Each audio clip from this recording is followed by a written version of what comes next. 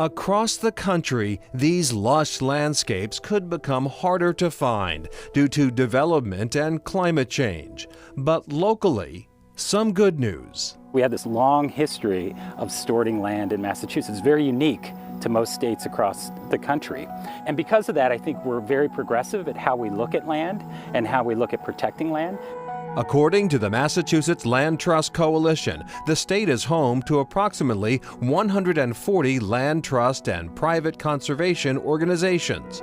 That's more than any other state except California. Together, they conserve 250,000 acres, nearly 5% of land in the Commonwealth. A land trust really is about voluntary land conservation, so we're working in partnership with towns and in partnership with families who own fields or forests to conserve it in perpetuity, which means forever. That doesn't always mean setting the land completely aside, says Kristen DeBoer, Executive Director of the Kestrel Land Trust in Amherst.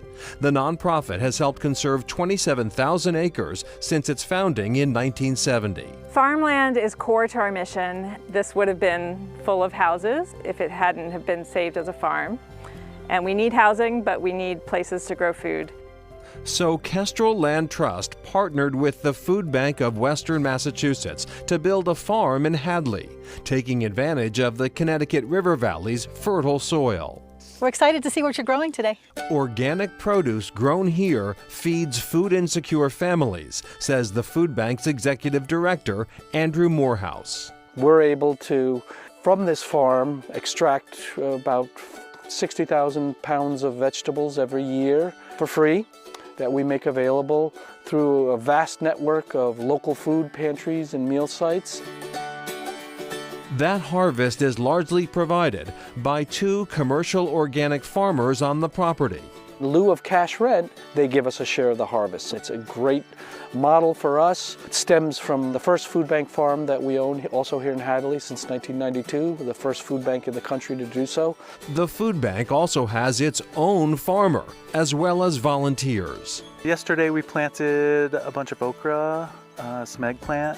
Our farmer will be growing more than about 14 vegetables on this 1 acre of no-till farming. Carlene Bassler is program director at the Amherst Survival Center, which helps feed vulnerable members of the community. I would say that we see close to 350 people for our lunch daily. There's almost 1,000 families within a week that come to the food pantry. Today we're planting cabbages for the fall. We get close to 400 pounds of produce a week. Every year they've increased the amount that we get, and the fact that we're able to tell our participants that it's organic, that it's minimally tilled, that it's really coming from a source that we trust to put in the community just makes people so happy. That's the female red-winged blackbird. And beyond the farm, an opportunity to explore nature at leisure. Conservation isn't a luxury for some, but a necessity for everyone. We're, as a human species, are spending more time inside than ever before, and that leads to a sense of disconnection. When people don't love nature, they're not going to save it. These trails are free and open to the public. They're maintained by Kestrel staff and volunteers, as well as Jabbar Muhammad and Callahan Murphy. If you take the bottom one. Muhammad and Callahan are with TerraCorps, a branch of the federal AmeriCorps program. TerraCorps places people at nonprofit land trusts in Massachusetts or Rhode Island. Part of the work involves teaching others about conservation. Being in a nature space and being at Kestrel Land Trust has helped me continue to help youth who don't know too much about nature kind of become leaders in their own spaces. I originally had a totally different plan in mind of going into nursing, and then my senior year of high school I took environmental science, and I thought, how could anyone be interested in anything else when we need to protect these lands so badly? That kind of passion has a powerful impact over time, says DeBoer.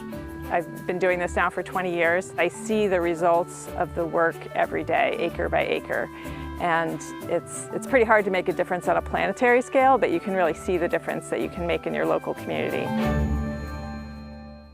Andrew says a central goal for the Food Bank Farm is to help emerging farmers of color grow produce on the property and eventually buy their own farmland. Support for those who are food insecure can also come in smaller ways. The Amherst Survival Center actually accepts donations of excess veggies from its supporters' gardens. So if you're in the area and your zucchini is running wild, you know where to go.